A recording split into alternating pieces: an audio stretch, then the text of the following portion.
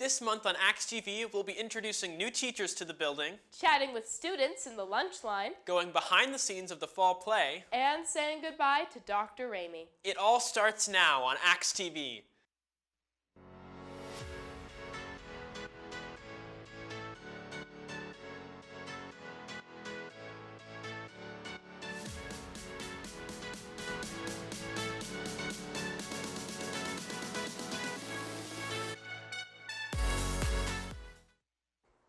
Hi, and welcome to Axe TV. I'm Lily Green. And I'm Griffin Greer. Social media is a big part of students' lives nowadays, and it can be distracting. Let's look at how students deal with this national trend. With the advancement of technology and social media, 59% of U.S. teens say they have been bullied or harassed online, and a similar share says it's a major problem for people their age, according to the studies at the Pew Research Center.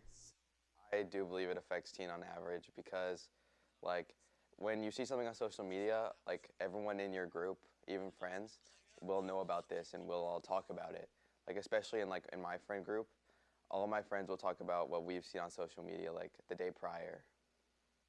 According to the Pew Research Center, online harassment can be put into one of 6 categories: physical threats, stalking, sustained harassment, sexual harassment, offensive name-calling, or purposeful embarrassment. Compared to a 2017 similar share of Americans have experienced any type of online harassment, but more severe encounters have become more common. Sophomore Evelyn Hoffman has experienced online harassment. She is not alone. Many high school students have had negative experiences online. When people act meaner online, it can lead to hostile online environments. This is what researchers call toxic disinhibition. Yeah, because people have different opinions and people don't always respect each other's opinions. When it comes to being online, you're often invisible, so you don't have to worry about body language and tone, and you can easily misrepresent yourself. It's sort of like a mask, I'd say. You don't have to see what the person's face will look like when you body shame them or tell them they're not worth it. Out of 1,100 teens, 57% said social media distracts them from doing homework, with more than 70% saying they use social media multiple times a day. I believe it can be very distracting because when you're very invested in social media drama or just social media in general, and you stay on your phone and you just get invested in all this stuff, it tends to distract you from all the work you have to do at school, and it causes procrastination. What are some of the results in your life that have happened since your experience? Like I said before, a little bit of the unsure about myself. And since that moment, I have deleted most, if not all, forms of social media. So me and some of my friends are not exposed to that. With people showing their true colors online, it can lead to once a positive image of a person to becoming a negative one. I think it can be enlightening because it can teach you what to do and what not to do, and you can learn very good lessons from what they've done. What's your advice for someone who's going through something similar or has been through something similar? One of the best pieces of advice that I got from one of my older peers is to cut out people that don't make you the best person. And I know that sounds so simple, but it really isn't. I cut out so many people from my life, and now I'm happier than I ever have been. So just don't give up and add people in your life that make you the best person possible. Phones and social media are a big part of students' lives, ranging from friends to school and even at home. It has the power to affect our moods and how productive we are. However, it is up to you to decide how social media will affect your life. Wow, that was really interesting to hear about other students' experiences on social media. I agree. In the grand scheme of things, social media is a relatively new platform. Speaking of new things, brothers Kian and Sean Work started their own cookie business. Want to order? Read the full story at our website, ohsaxmedia.org. There also have been many new faces around the building this year, and students may not know all of the new staff. Here's Paige Simon with more. Our new staff and teachers came from many different places, whether it be a school or not. Before working at Oakwood, I worked at the Miami Valley School. It's a small private school in Dayton. I worked at a company called 26 Aerospace and Defense here in Dayton. Transitioning to a new school can be challenging, but it seems our new staff and teachers are enjoying Oakwood and its community. Probably the one thing that stands out about Oakwood is just everybody is close, everybody is involved, everybody wants to help out, and which is a really cool thing, and I like that a lot.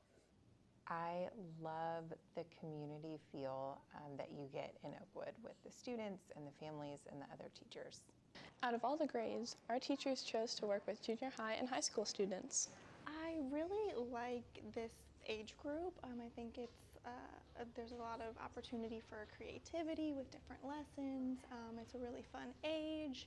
So although I love all ages, it's a lot harder working with little ones with stringed instruments, and that's not typically taught in a regular school setting. And finally, we asked our new staff and teachers for a fun fact about themselves. In the 2016 football season, I was at the Ohio State-Michigan game, and I was able to storm the field after we won in overtime. So I grew up on a farm, and to this day I still live in the country on a farm. I have a 3-year-old daughter, Ellie, and a 1-year-old son, Leo, and they just keep me on my toes just about every day. How about I have a hole-in-one? My name is Paige Simon with the Axe Media. We give a warm welcome to all the new teachers here at Oakwood. Teachers are an important part of the Timber program, and many people have different opinions about the new changes implemented for this time of day. Timber received a reboot, turning into advisory this year, and here's Dutch Kolka to tell us all about it. Timber has changed not only its name, but also its mission. As advisory, time is allotted to help students connect with teachers and each other, as well as communication. So I think advisory just has kind of a better overall kind of word for all the things we hope to do during this time period every day. Timber kind of a little bit speaks specifically to like the character development that started kind of in elementary school, and when we looked at what our program needed here in the secondary building, we knew that there were a lot of pieces that we needed to add to it. Sometimes it's as simple as passing out the yearbook photos so we don't have to interrupt a class, and that's not really character building.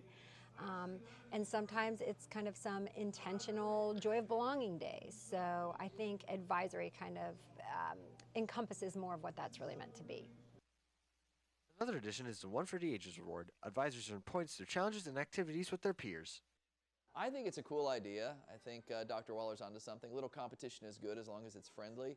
I do think that some classes, once they feel like they're not winning or they don't have a chance, they may kind of check out, but I hope they don't. I hope that they continue to bond as classes. I just see it as something we can use to brag about and just have power over others. I've heard some kids really excited about it. I've heard other kids say we don't want an extrinsic reward for doing things. So I think sometimes in an advisory type program, you have to do a variety of a lot of different things so that you can meet the needs of all the different individuals. Advisory seems to have a positive impact on their day. Yes, it helps me get some extra homework done. I think it has helped many students manage to be able to get extra work in or things they are missing throughout the school year and have a good, friendly, fun environment to talk to others and just relax in. It definitely has helped me bond with a lot of my students. I feel really connected. We've made up like our own games and stuff. So I think students, I think it's helped them with, like students have asked me questions about what are some, like, I don't know, they've asked me lots of questions that I can answer because we have this time set aside to do that. Oh, definitely advisory has helped students that so far. I'm lucky enough that I get to use this time to connect with all kinds of kids for all kinds of various reasons. Sometimes I meet with small groups and do some work with them. Sometimes I meet with individual students. Lots of times I do some academic support to help kids that way. So I could list a name of 100 students that I've been able to, I think, make a difference with. With the new changes to homeroom, we can see that our peers hope that the new homeroom can help their fellow peers this year in a way that will keep them active and connected with the school. This has been Dutch Kolker reporting from Axe Media. Hearing these students' opinions was fascinating. Speaking of student opinions, did you get stopped by Ashlyn Steinbrink in the hallways these past couple of weeks? Welcome to our new segment, Small Talk with Stein.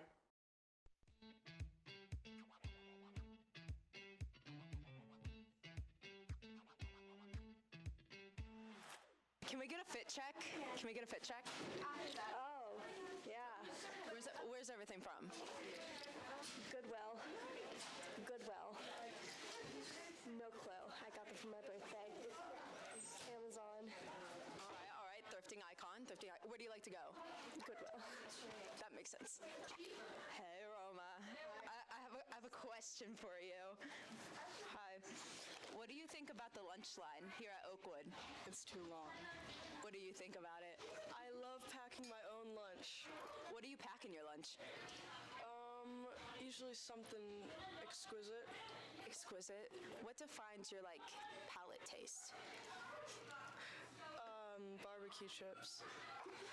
I'm a salt and vinegar gal. That's totally. Some people call us weird. I know we have some Swifties in this facility right now. You got tickets? I got tickets. What show? Cincinnati, 12th row. 12th row? What day? July 1st. Oh my god. Okay, favorite song on new album? Vigilante Bleep.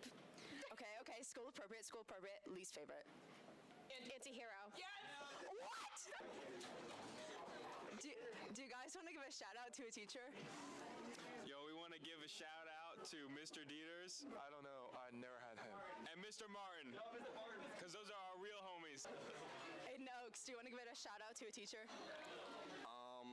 Mr. Ellis. Mr. Ellis, yeah. Why? Because he's really helpful. Lucas, do you want to give a shout out to a teacher? Are you for real?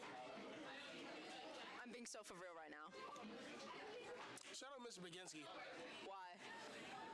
Great basketball coach, even though he's not my coach, but I like him as a teacher. He's a cool dude. These stairs are awful. They take me out of breath, and I have to do it every day after 4th period, all the way to Mr. Dieter's classroom, and I hate it. I have a question for you before we pack up. What do you think about being a lot of students' favorite teachers? They give you shout-outs. I'm honored. There are a lot of great teachers here at Oakwood, and it means a lot that students like me, but that's not my goal at the end of the day. Just try to create positive relationships, and I want to see students succeed. I think you're better than everyone else also. It was really cool to hear what those students had to say. On the topic of hearing student voices, I went behind the scenes of the fall play to meet the people behind the curtain. On the weekend of the 10th of November, the fall play opened its shows to the public. We went behind the scenes and asked cast members about theater and their experiences. Specifically for myself is I write a backstory for the characters so I can really get into their shoes and understand where they're coming from and what their motivations are. Here at Oakwood, students get the opportunity to participate in both a play and a musical every year, and often spend hours of their night studying characters, lines, and blocking. You get to be around fun people, your friends. You get to play a character that's not you, so it's fun. Gets you out of your shell, your comfort zone. Theater also provides an outlet for each cast member to express themselves through a character. I really like diving into characters and kind of discovering who they are and then seeing how that relates to myself, and also seeing how I can best portray that to an audience and how that's best perceived. I think it's all really interesting. Preparing for a show can be difficult, and sometimes having a routine can be helpful for getting into a certain mindset. For me, I drink tea, I take a nap, I check my email, and I like to do stretches. I encourage everyone else to do stretches and get into their bodies and really connect with the biggest tool they have, which is their bodies. It's their storyteller. High school is a whirl of constantly trying to fit in, and finding your group can be a challenge. And I say this in the nicest way, this is the group the most random people. So you could come in if you're having a bad day and they'll cheer you up and you can have a laugh and you can just be yourself. And I think that there's not so much of a worry as oh, what's everyone thinking of me? Because everyone's in their own little world. So honestly, it's just such a good way to get out of your bubble and experience a new perspective on things and stuff. There are lots of sports and extracurriculars provided through the school, but few give the sense of community that students feel comes with theater. I think everyone should try theater once because it is a great networking opportunity. You get to learn a lot about the human experience, empathy, playing someone that's not yourself, stepping into shoes that you never would have worn. Also, a lot about public speaking and communicating efficiently and time management, and my degree in theater has given me opportunities that no one would ever think of, and it's all about teamwork, and it's like a sport, just with less sweating, I'd say. This has been Griffin Greer, reporting for Axe Media. As the fall play wrapped, so did fall sports. Cross country, boys and girls soccer, boys golf, and girls tennis made postseason runs.